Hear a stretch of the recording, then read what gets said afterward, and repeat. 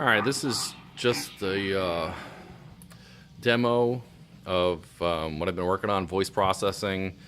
There's been a lot of people doing electronic type of metal music from the best guess from the 80s, 90s. It was pretty big.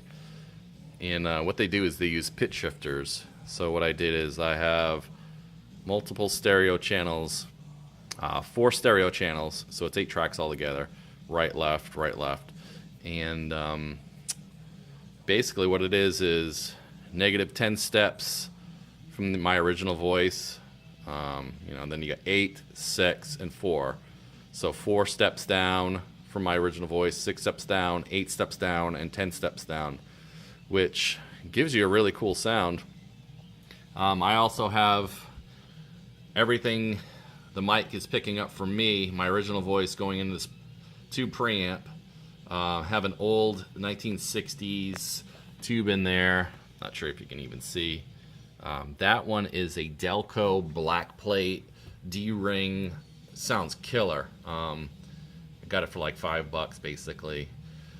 So I have the drive on the tube cranked all the way. Got my pad on so I'm not clipping too hard going into the board.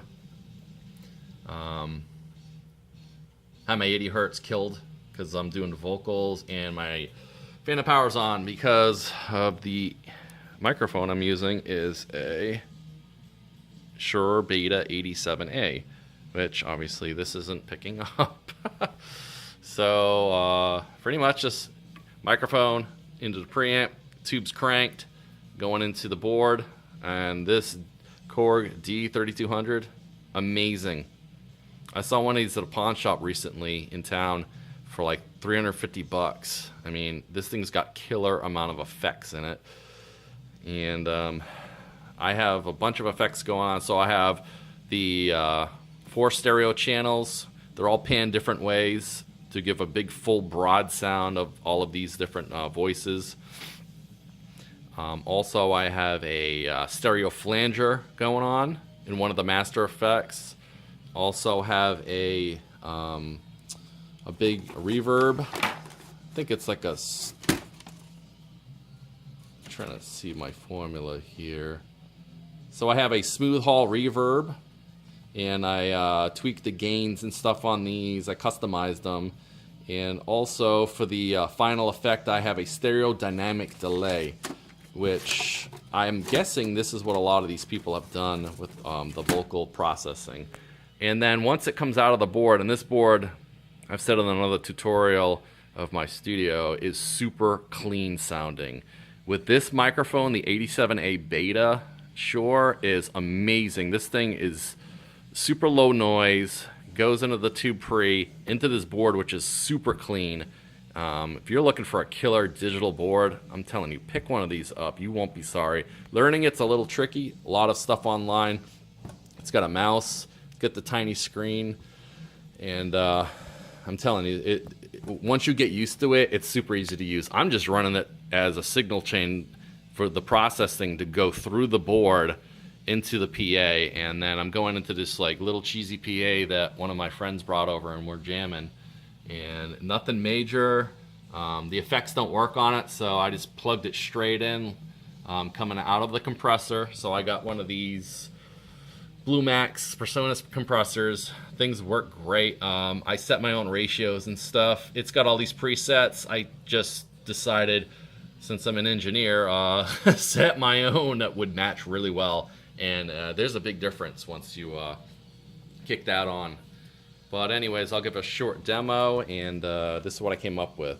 Testing 1 2 1 2 1 2 1 2 1 2 1 2. And you can see all of my levels and everything. So one of them. Testing 1 2 3 4 1 2 3 4. Testing 1 2 3 4. And you can see how I have my settings. You got your attack. The ratio's probably about a 1. The attack is kind of quick and the release is slower. My input's at unity and my output's at about 3 o'clock. tube drive is cranked. I want a super saturated tube. And I have my gain up a little bit, but this is what I came up with. And once the band gets here, then I'll do my final adjustments, you know, with that. But you can hear it's pretty cool sounding. It's got a super low tone. Like I said, I have 10, 8, 6, and 4 drop down from my original. So that's got to be semitones I'm taking. So anyways, I wake up to the sounds of crying in the streets. I take a look around to see what I can see. And much to my surprise, they were coming after me. The cold look in their eyes to rip the flesh from me. There's no more room in hell. Works pretty good. I'll do these individually. This is the -10, I believe. 10, 10, 10, 10, 10, 10. This one is 4. Testing 1, 2, 3, 4. This one I believe is 6. -6 from my original. Testing 1, 2, 3. And this is number 8. So that's 8.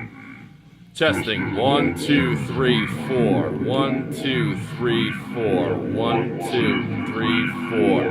1, 2, 3, 4. 1, 2, 3, 4. 1, 2, 3, 4. 1, 2, 3, 4. 1, 2, 3, 4. You can really hear how all of that blends together. I'm sure with stereo going on, this would sound killer, but I only have the mono speaker, so. Anyways, it's trial and error at this point, and it's just a matter of figuring out, once the band gets in here, is the delay too much? Are the voices too deep? Is the reverb too much? I don't know. Well, trial and error. Once they get here, then I'll figure it out. It might sound great once the band is kicking live and it's loud. So this thing cranks.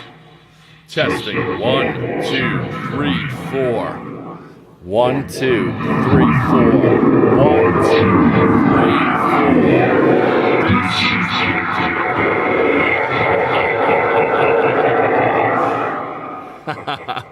So yeah, you can have some fun with that. Anyways, that's a quick little what I'm doing right now, and little explanation. All right, hope you enjoyed that.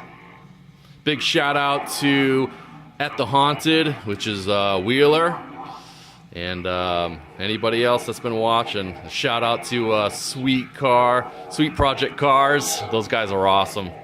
If you want to see any DIY stuff about your car and how to maintain it, wax it, clean up stuff, take care of your rims, anything, these guys are killing it. Total DIY. Anyways, over and out.